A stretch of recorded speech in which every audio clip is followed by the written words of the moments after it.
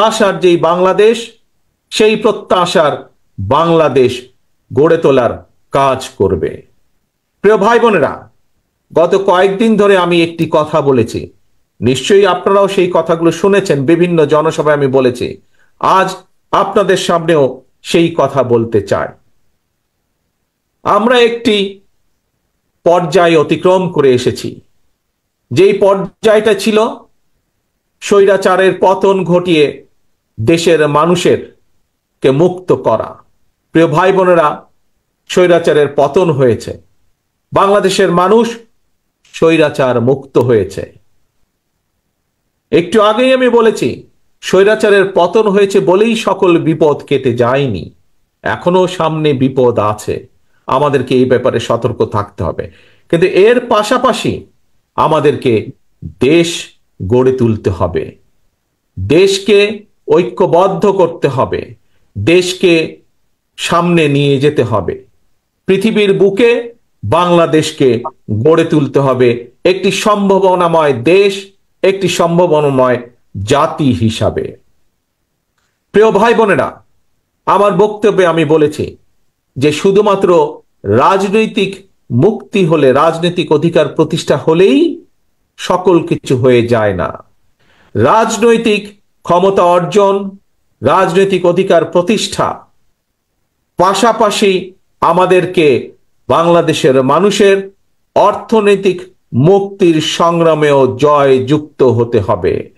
বাংলাদেশের মানুষের অর্থনৈতিক সংগ্রামেও আমাদেরকে জয় পেতে হবে। তাহলেই একমাত্র আমরা আমাদের যে আন্দোলন, সেইটির কাঙ্ক্ষিত লক্ষ্যে আমরা পৌঁছতে সক্ষম হব।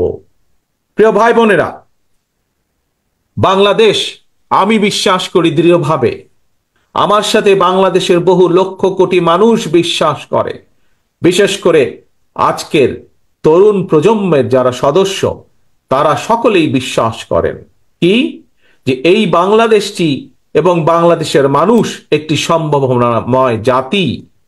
এই বাংলাদেশ একটি সম্ভাবনাময় দেশ। শুধু প্রয়োজন সঠিক পরিকল্পনা, শুধু প্রয়োজন সঠিক নেতৃত্বের। প্রিয় ভাই বোনেরা, যদি আমরা রাজনৈতিক ক্ষমতা অর্জনের মাধ্যমে আমরা যদি সঠিক মানুষগুলোর হাতে এই দেশ এবং জাতির নেতৃত্ব তুলে দিতে সক্ষম হই, এই দেশের মানুষকে যদি আমরা সুযোগ করে দিতে পারি যে কারা তাদের নেতৃত্ব দিবে, সেই দায়িত্ব যদি আমরা মানুষের হাতে তুলে দিতে পারি, আমি ব্যক্তিগতভাবে বিশ্বাস করি তাহলে সেই দায়িত্বপ্রাপ্ত সঠিক ব্যক্তিবর্গ, সঠিক ব্যক্তিগণ এই জাতিকে সঠিকভাবে নেতৃত্ব দিতে পারবে। যেই নেতৃত্বের মাধ্যমে এই দেশের মানুষ একদিকে যেমন রাজনৈতিক অধিকার প্রতিষ্ঠিত করতে পারবে, একই সাথে অর্থনৈতিক মুক্তিও অর্জন করা সম্ভব সেই সঠিক ব্যক্তিদের নেতৃত্বের মাধ্যমে। প্রিয় ভাই বোনেরা, বাংলাদেশের প্রত্যেকটি, সমগ্র বাংলাদেশ যেমন একটি সম্ভাবনাময় দেশ, ঠিক একইভাবে আমি বিশ্বাস করি বাংলাদেশের প্রতিটি অঞ্চল, প্রতিটি জেলা একটি সম্ভাবনাময় এলাকা। আমরা আজ কিশোরগঞ্জে এই জনসভাটি অনুষ্ঠিত হচ্ছে আমাদের, আমরা যদি কিশোরগঞ্জে দেখি, আমার সামনে যত আপনারা হাজার হাজার যে মানুষ আজ এখানে উপস্থিত হয়েছেন, এই জনসভায় উপস্থিত হয়েছেন, প্রায় প্রত্যেকে আপনারা এখানে, হয়তো 2-4 জন অন্য জেলার মানুষ থাকতে পারেন, কিন্তু অধিকাংশ মানুষ এখানে কিশোরগঞ্জ জেলার মানুষ। কিশোরগঞ্জ জেলার সম্পর্কে আমি, কিশোরগঞ্জ জেলা যে কিভাবে একটি বাংলাদেশের মধ্যে অন্যতম একটি সম্ভাবনাময় জেলা, আমি 2-1টি কথা দিয়ে আপনাদের সামনে তুলে ধরতে চাই। প্রিয় ভাই বোনেরা, বড় মৌসুমে আপনাদের এখানে প্রচুর ধান হয়। আপনারা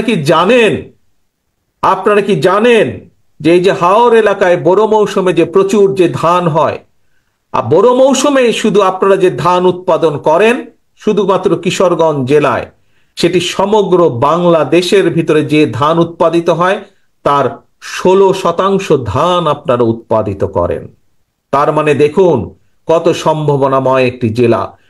সমগ্র দেশের 16% ধান একটি অঞ্চলেই আপনারা উৎপাদিত করেন। যদি সঠিক পরিকল্পনা গ্রহণ করা সম্ভব হয়, সঠিক পরিকল্পনা গ্রহণ করা যায়, যদি এই ধান যেই কৃষক ভাইয়েরা উৎপাদন করছেন তাদেরকে যদি রাষ্ট্রের পক্ষ থেকে সঠিকভাবে সহযোগিতা প্রদান করা যায়, তাহলে এই 16%কে আমরা আরো বেশি, হয়তো 20% আমরা করতে সক্ষম, 25% আমরা করতে সক্ষম, কৃষকদেরকে সঠিকভাবে যদি সহযোগিতা করতে সক্ষম হই আমরা। প্রিয় ভাই বোনেরা, আসুন এবার কিশোরগঞ্জের আরেকটি সম্ভাবনার দিক আমরা দেখি। এখানকার যে অষ্টগ্রাম বলেন, ইটনা বলেন, মিঠাপুকুর বলেন, এই এলাকার যে বিশাল হাওর আছে, এই হাওরে বিভিন্ন প্রকারের মাছ উৎপাদিত হয়। এখানে বাংলাদেশের যে মিঠা পানির যে মাছের চাহিদা, এই মাছের চাহিদার বিশাল ভান্ডার হচ্ছে এই এলাকাটি। এখানে রুই বলেন, কাতল বলেন, বোয়াল বলেন, আইল বলেন, বিভিন্ন প্রজাতির মাছ এই হাওর এলাকা হয়। প্রিয় ভাই বোনেরা, বিদেশে এই মাছ কেন আমরা রপ্তানি করতে সক্ষম হব না? আজকে যদি আমাদের গার্মেন্ট শিল্পের পোশাক রপ্তানি করে যদি বাংলাদেশ কোটি কোটি বৈদেশিক মুদ্রা বছরে অর্জন করতে সক্ষম হয়, তাহলে কেন আমরা কোনোদিন, যদি আমরা সঠিকভাবে পরিকল্পনা গ্রহণ করতে সক্ষম হই, যদি আমরা মৎস্য চাষী যারা আছেন তাদেরকে যদি সঠিকভাবে রাষ্ট্রের পক্ষ থেকে সহযোগিতা দেওয়া যায়, তাহলে গার্মেন্টস শিল্পর মাধ্যমে যেমন বিশ্বে বাংলাদেশের একটি পরিচিতি, ঠিক একইভাবে মাছ রপ্তানি করেও আমরা বাংলাদেশে কে পরিচিত করে দিতে পারবো বিশ্বের দরবারে। প্রিয় ভাই বোনেরা, আমাদেরকে বিষয়টি এভাবে চিন্তা করতে হবে।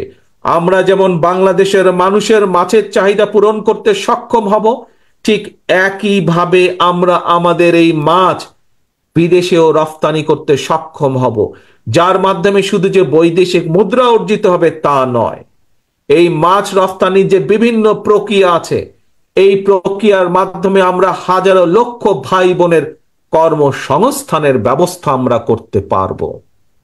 প্রিয় ভাই বোনেরা, এই কাজগুলো কে করতে পারবে? এই কাজগুলো তারাই করতে পারবে যারা জনগণ দ্বারা নির্বাচিত হবে এমন একটি সরকার করতে পারবে। কারণ সেই জনগণের সরকারের বাধ্যবাধকতা থাকবে জনগণের কাছে, জবাবদিহিতা থাকবে জনগণের কাছে। যেহেতু তাদের জবাবদিহিতা থাকবে জনগণের কাছে, সেই জন্য জনগণের অভাব অভিযোগ তাদেরকে দেখতে হবে, শুনতে হবে। সেই জন্য জনগণের সমস্যা তাদেরকে দেখতে হবে, জনগণের দুঃখ কষ্ট তাদেরকে দেখতে হবে। আমাদের যুবক সমাজের বেকার যারা থাকবে তাদের কর্মসংস্থানের ব্যবস্থা সেই জনগণের সরকারকেই করতে হবে। সেই জন্যই প্রয়োজন জনগণের সরকার, সেই জন্যই বাংলাদেশে প্রয়োজন বাংলাদেশের মানুষের কাছে জবাবদিহিমূলক একটি সরকার, যারা বাধ্য থাকবে জনগণের কাছে করতে হবে ভোটের মাধ্যমে, এবং সেই অধিকার প্রতিষ্ঠিত করতে হবে জনগণের মাঝ থেকে। জনগণের জন্য সেই অধিকারকে প্রতিষ্ঠিত করতে হবে যে কোনো মূল্যে। আজকে যে শহীদ পরিবারগুলো আমাদের সামনে আছে, এই পরিবারের সদস্য যারা শহীদ হয়েছেন, তারা এই অধিকার অর্জনের জন্যই শহীদ হয়েছেন। আজকে যে মানুষগুলো পঙ্গু হয়ে আমাদের সামনে মঞ্চে বসে আছে, তারা জনগণের এই অধিকারকে প্রতিষ্ঠিত করার জন্যই আজ এই ক্ষতির সম্মুখীন হয়েছেন। যেদিন বাংলাদেশে মানুষের এই অধিকার প্রতিষ্ঠিত হবে, সেদিন তাদের এই ত্যাগের সঠিক মূল্যায়ন করা হবে। প্রিয় ভাই বোনেরা, আপনাদের এই কিশোরগঞ্জের আরেকটি সম্ভাবনা আছে, যে সম্ভাবনাটি আমি আপনাদের সাথে তুলে ধরতে চাই। হয়তো অনেকেই সেই সম্ভাবনাটি বিষয় অনেকেই জানা নেই, কারণ এইটির ব্যাপারে খুব বেশি প্রচার বা প্রসারও নেই। সেটি কি হচ্ছে? সেটি হচ্ছে কিশোরগঞ্জের অষ্টগ্রামের যে পনির। এই পনিরের কথা জানেন অনেক মানুষ, কিন্তু বহু মানুষ জানেন না। এই পনিরকে আমরা বিশ্বে পরিচিত করতে পারি, এই পনিরের উৎপাদনের মাধ্যমে যদি সঠিক সঠিক পরিকল্পনা গ্রহণ করা হয়, তাহলে বিশ্বের বুকে এই পনিরকে আমরা ছড়িয়ে দিতে পারি। এবং বিশ্বের বুকে ছড়িয়ে দিয়ে যেমন আমরা সুনাম অর্জন করতে পারি শুধু পনির ছড়িয়ে দেওয়ার মাধ্যমে, সবচেয়ে বড় যে বিষয়টি অর্জিত হবে এর মাধ্যমে বহু ভাই বোনের কর্মসংস্থানের ব্যবস্থা করতে আমরা সক্ষম হব। প্রিয় ভাই বোনেরা, আমি আগেই বলেছি বাংলাদেশ জাতীয়তাবাদী দল বিএনপির প্রধান যেই লক্ষ্য, একটি হচ্ছে জনগণের রাজনৈতিক অধিকার প্রতিষ্ঠার সংগ্রাম। একই সাথে আরেকটি যে প্রধান লক্ষ্য, সেটি হচ্ছে জনগণের অর্থনৈতিক মুক্তি অর্জন। আমরা জনগণকে সমগ্র বাংলাদেশের, আমরা স্বৈরাচারের আমলে দেখেছি তাদের কিছু কিছু লোককে তারা অনেকভাবে অনেক কিছু করেছে। এরই ভিতরে আপনারা দেখেছেন কিভাবে বিদেশে তাদের শত শত বাড়ি ঘর তারা তৈরি করেছে এই জনগণের অর্থ পাচার করে বিগত 17 বছর ধরে। কিন্তু বিএনপি গুটি সংখ্যক লোক না।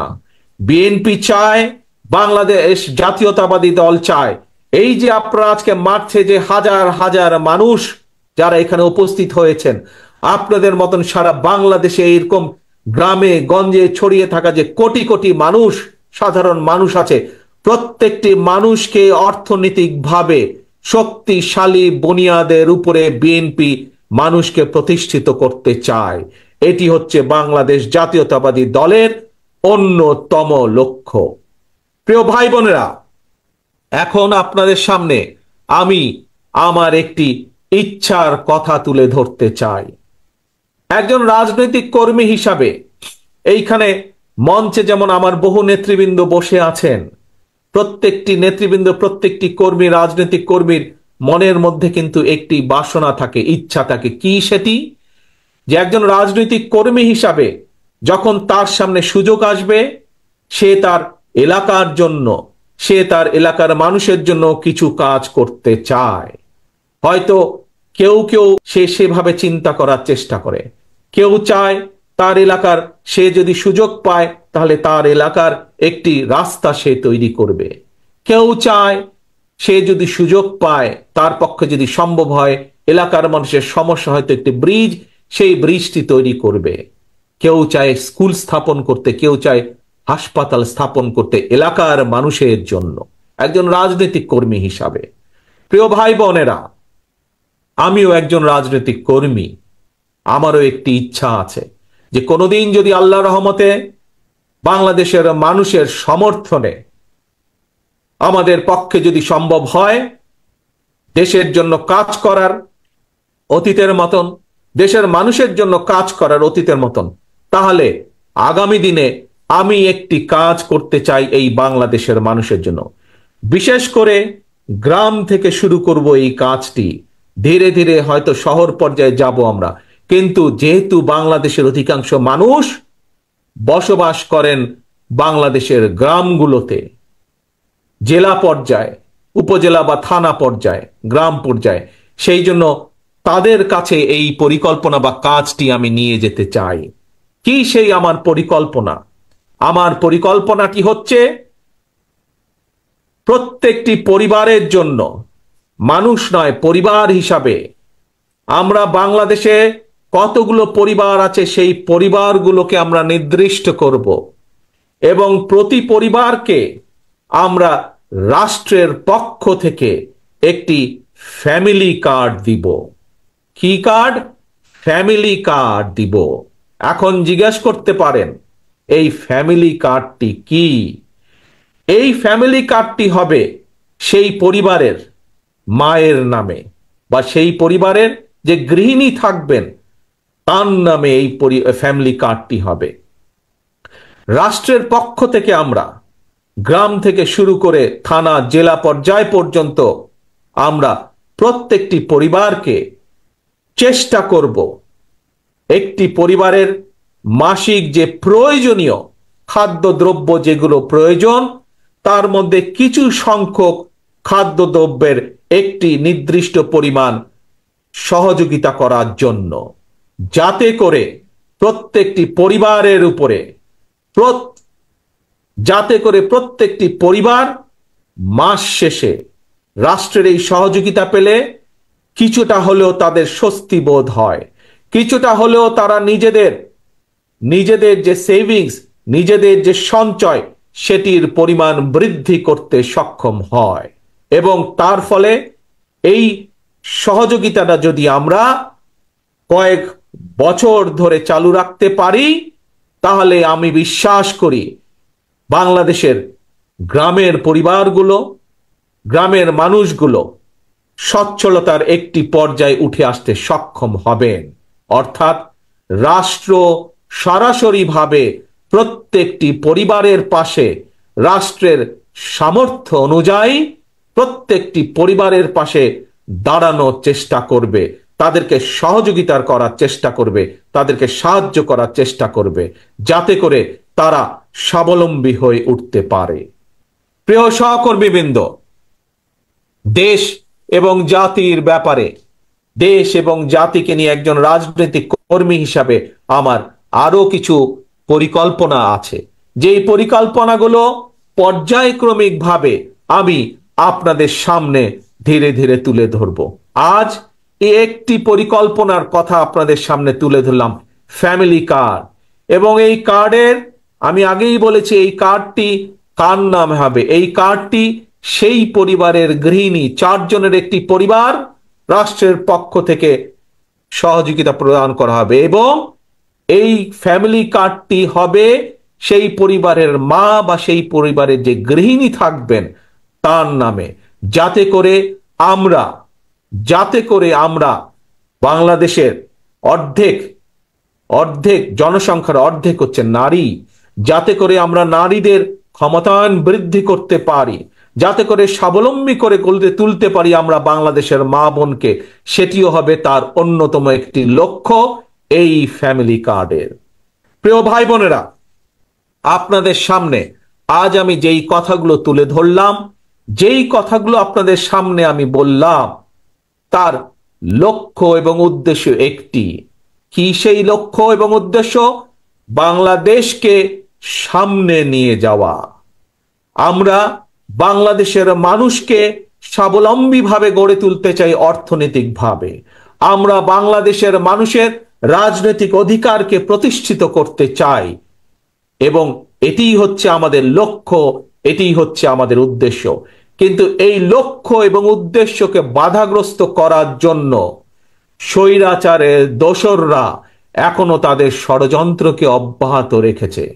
প্রিয় ভাই বোনেরা, আজ যেই শহীদদেরকে আমরা সম্মান দিয়েছি এখানে, সেই শহীদদের আত্মত্যাগকে যদি মূল্যায়ন করতে হয়, আজ যেই পঙ্গু ভাই বোনদের বা ক্ষতিগ্রস্ত আমাদের সহকর্মী ভাই বোনদেরকে যে আমরা যেই সম্মান দিয়েছি, তাদের সেই সম্মানকে যদি মূল্যায়ন করতে হয়, তাদের আত্মত্যাগকে যদি মূল্যায়ন করতে হয়, তাহলে আজ দল মত নির্বিশেষে আমাদের সকলকে ঐক্যবদ্ধ থাকতে হবে। ঐক্যবদ্ধ থাকতে হবে আমাদেরকে এই দেশের স্বার্থে, দেশের মানুষের স্বার্থে ঐক্যবদ্ধ থাকতে হবে। আমরা বিগত দিনে দেখেছি যে স্বৈরাচার সময় তারা ক্ষমতা ধরে রাখার জন্য তারা বিভিন্ন অপবাদ দিয়ে জাতিকে বিভক্ত করার চেষ্টা করেছিল। তারা, বাংলাদেশ জাতীয়তাবাদী দল বিভক্তি চায় না। আমরা চাই জাতিকে ঐক্যবদ্ধ করতে। আমরা চাই আমরা সকল দল মত নির্বিশেষে, বাংলাদেশে বিএনপি যেমন আছে, বাংলাদেশে অন্য আরো রাজনৈতিক দল আছে। আপনারা দেখেছেন, কয়েকদিন আগে আপনারা দেখেছেন, আমরা বলেছি দলের পক্ষ থেকে যে আমরা দলের পক্ষ থেকে 31 দফা একটি কপি, যে আমরা চাই আমরা সকলকে নিয়ে সরকার গঠন করতে।